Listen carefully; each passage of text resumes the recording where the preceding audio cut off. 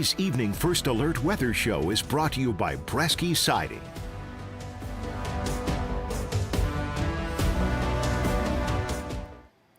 And good Monday evening, Mid-Michigan. Chief Meteorologist Chris Easlick with your Monday forecast update and frankly, a look at the week ahead. Some things to talk about here as we look toward the next couple of days and also as we head towards the end of the week. Could be another chance at some accumulating snow. Right now it doesn't seem like a big deal, but we'll talk about it.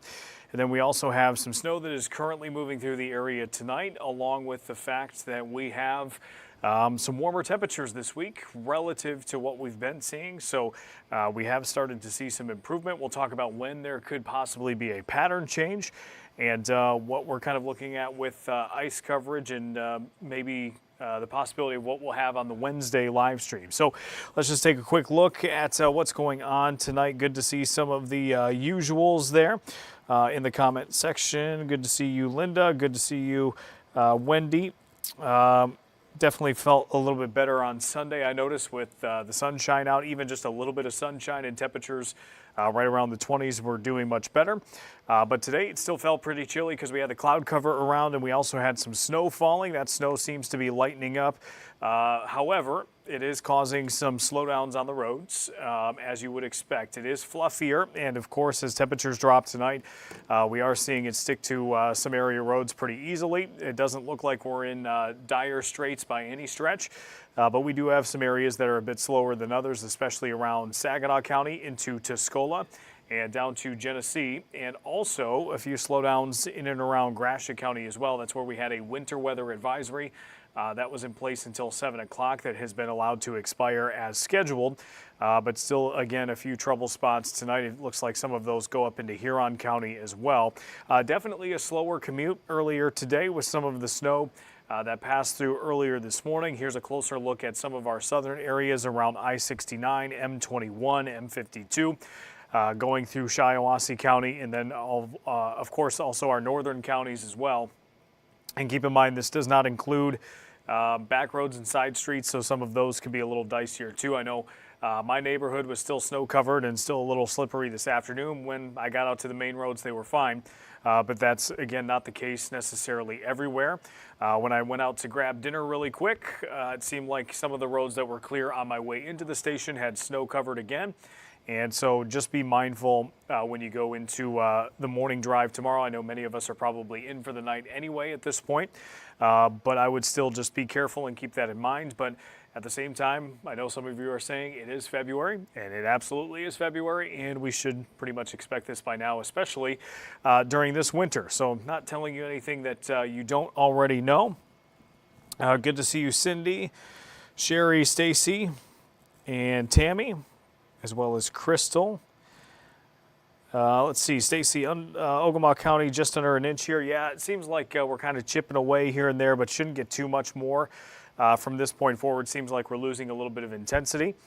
If we take a look at the hour-by-hour forecast really quick, we're going to try to be efficient on the stream tonight. We've got what's out there with snow right now, and later on this evening, you can see the southwesterly winds that are right here. And you can see the northwesterly winds here, and this is overnight. This is Tuesday at 3:30, where these areas of wind are meeting. We call that a convergence zone, where we sort of have a collision. Well, what happens with that is where that wind shift happens, we've got that cold front coming through, and that little collision forces air upward. So what you're seeing is a few more snow showers overnight. Now, these are not expected to be heavy or anything like that. I would expect generally from this point forward about a ½ inch or less of new snow. Those will move out pretty quickly, and then as we get into Tuesday afternoon, I think we'll have a chance at some mixed clouds and sunshine. It should be a pretty nice day tomorrow, and notice those temperatures back in the 20s for Tuesday. So we are not expecting to be overly chilly tomorrow. The wind chill probably closer to the teens, but I think the teens compared to where we have been a lot of days recently are probably going to be no trouble at all to get through. It'll be cold, of course, but not quite the below zero wind chills that we've had. Good to see Jerry on tonight, Teresa, David, Tara, John, Chris, Jordan. Good to have you on the stream. We got 55 people on tonight, which for a fairly quiet weather night, not too bad. As this cold front passes through tonight, and we get our temperatures to drop. I think we'll stay pretty steady in the teens. I don't expect us dropping too far. I think we'll have some cloud cover overnight, which prevents that. And then I don't think our wind will relax entirely, so that wind will probably keep things up a little bit as well. And then highs tomorrow, there's the lower and middle 20s, so we're still technically below average, but we're at least climbing a little bit closer to that. And I do think there are some days in the extended forecasts that we will get to average, and we'll show you that here in just a moment. There is one thing that I do want to show you, though, later this week, is we do have a system that is on the way for Friday. And I started to see this getting talked a little bit about last week, and started to get some social media noise out of this. And it does come through at a less than ideal time. It seems like every time this year we get it through the morning commute. But I do think on Thursday there's a chance at some lake effect snow, and it probably won't look like this.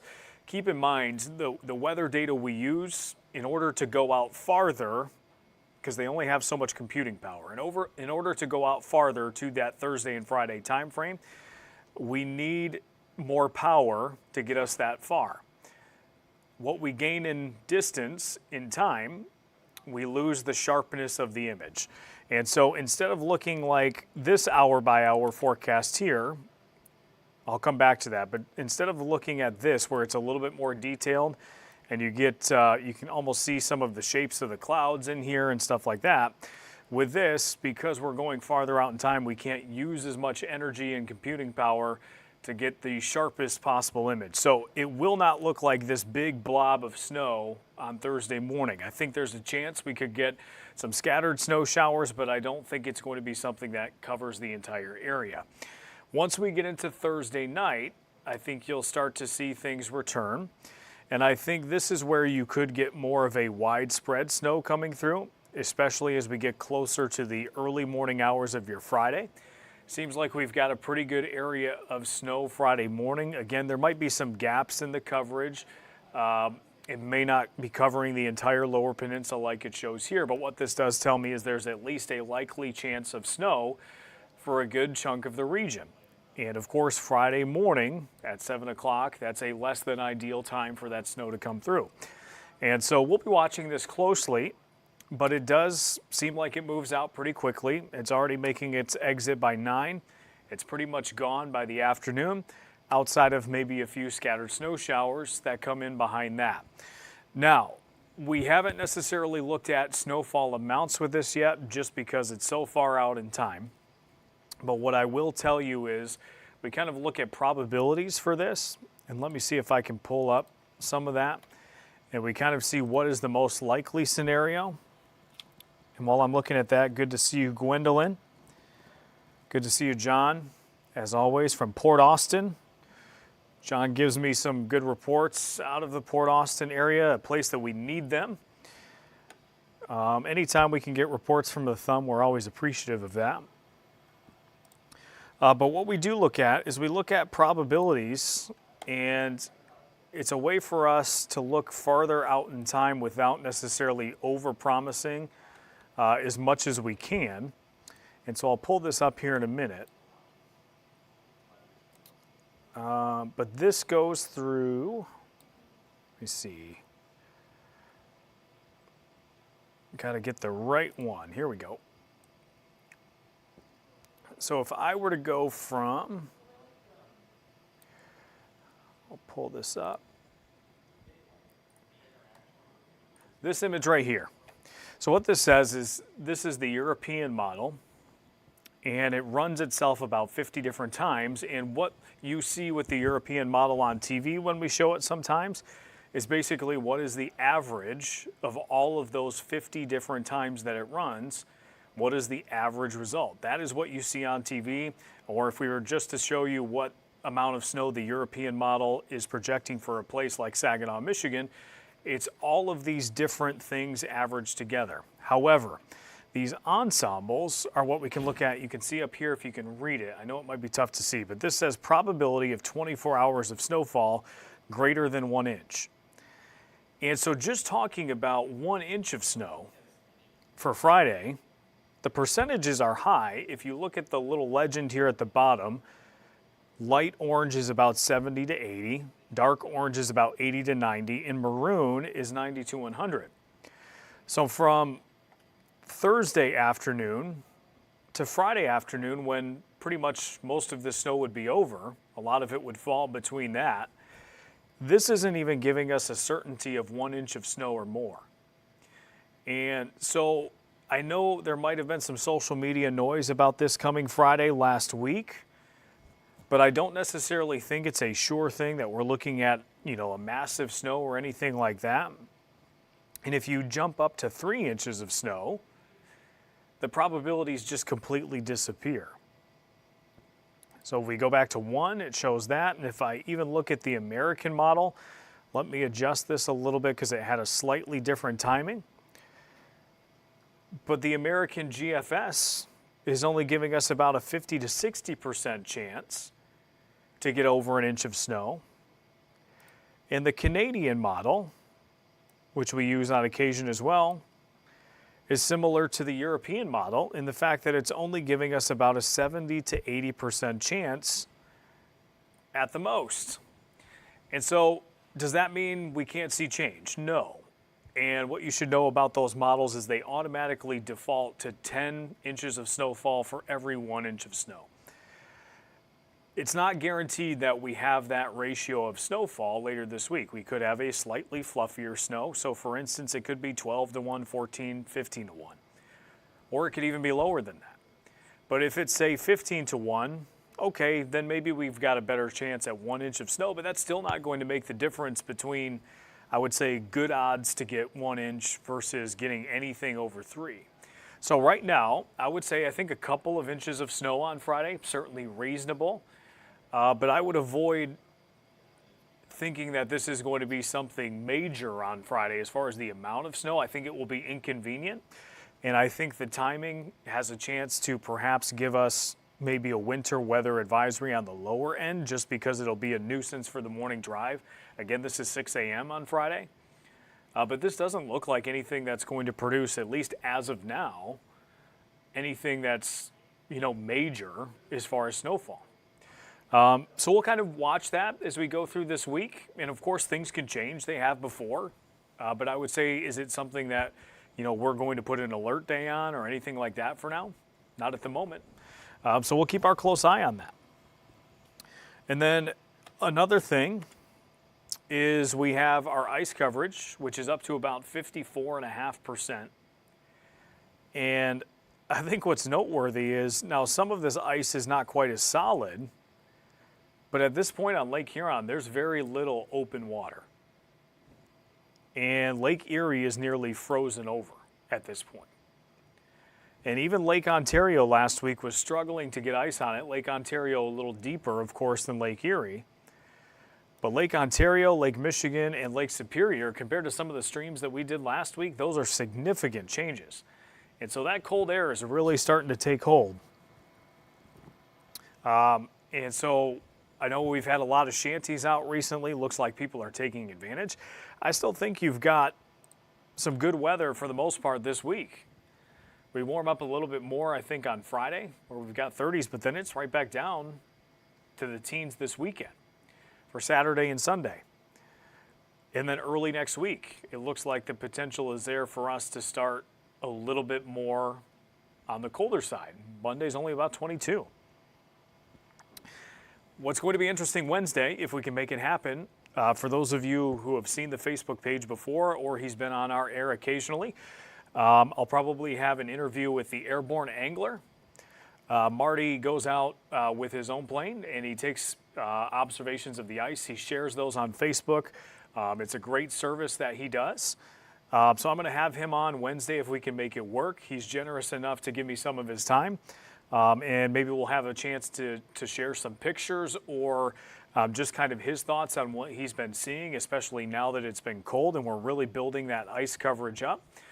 So I'm looking forward to talking to him if we can make that happen. Even if we can't this week for some reason, it looks good for Wednesday, but even if we can't, sounds like we'll have a chance to do that very soon.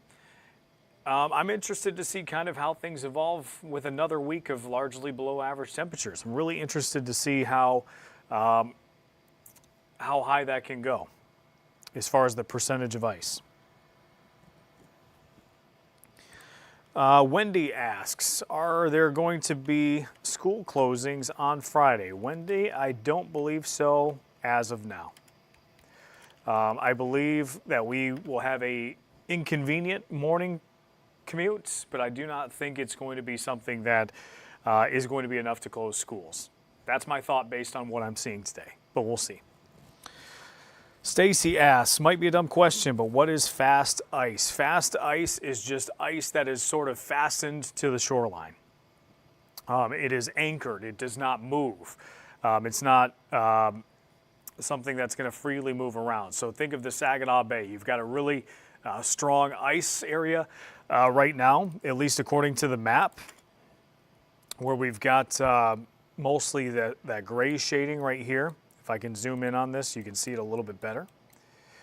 But it's in these areas here where you've got more of a solid sheet. Now, again, this is a very general overview, so you always have to be careful for anybody watching this who does plan on going out. But this means that the ice in this area is fastened to the land. So that's where it comes from. It does not drift with the currents or anything like that. Now, it can always be busted loose pretty easily. We get a windy day sometimes, and you can see that ice shift around pretty easy. But fast ice just means that it's fastened to the shoreline. But that's a really good question. And lastly, last graphic I'll show you before our stream comes to an end tonight is for those hoping for a little bit of relief or to, at the very least, just see some temperatures close to freezing again. I do think as we go towards the middle and end of next week, there is a chance that we could be looking at temperatures that are primarily in the 30s. And this is the Climate Prediction Center's outlook, which matches the data that I looked at today. Pretty much all of the models that go into next week, temperature-wise, have the same trend, so we're fairly confident in that. It seems like there's varying degrees of just how far into the 30s we get, but they're all showing a warm-up. And so I do think there's a chance next week could be a little bit warmer towards the middle and end of it. Doesn't necessarily mean 50s or even 40s, but I think we could be in the mid-30s some of those days, and I think there's a chance we could be in the upper 30s. And as always, as we get closer, it might become more clear that maybe we can sneak into the 40s, but we'll see what happens. That is not a, the 40s part of that is not necessarily a guarantee, but sometimes as we get closer, the magnitude of the warm-up becomes a little bit more clear. But I think it's fair to say that next week we'll have some 30s on the 7-day forecast, unless there is a significant change going into next week. So I'll show you the 7-day one more time. Again, please be careful on the roads late tonight and tomorrow if you are headed out. Again, I'm sure most of us are going to be in for the night, but they are slippery in spots. And we'll be watching Thursday into Friday for our next round of snow. But if you're just joining the stream, I don't think Thursday into Friday right now is going to be anything like 6 inches of snow or anything like that. We'll let you know if that changes, but right now it seems like I would say probably an inch or two of snow, maybe 3 in some spots. But I wouldn't necessarily say it's, winter storm warning worthy or anything like that. Colton, do you think Michigan will get a big snowstorm in February? I guess it depends, Colton, what you would define as a snowstorm. Are we going to get another storm that, brings 6+ inches somewhere? I would say just climatologically speaking, the odds are probably pretty good. Of course, you never really know, but it always seems like once we get into February and March, some years come to an end quicker than others, but it always seems like we get at least one more in this last stretch here. So we'll see what happens. But I will tell you this, I will take any amount of snow over any ice. So I hope that stays away. After seeing what happened in northern Michigan last year and after seeing what's happened in other parts of the country this year, I want nothing to do with it. So if Mother Nature is going to bring me snow every single day for the next couple of months, if it means I can avoid freezing rain, I think she's got a deal. I might be alone in that, but I don't think there will be many who disagree. Freezing rain is the worst, so I'm hoping we can avoid that as much as possible. So thanks to everybody for joining the stream tonight. Our 10 o'clock newscast is coming up, so I have to hop off here. Of course, we will be doing more streams as we go throughout this week. And of course, as we go towards Friday, we'll have more details on that. And we'll be updating you throughout the week. Until next time, thank you guys for watching. And we will see you next time at 9 o'clock. See you then.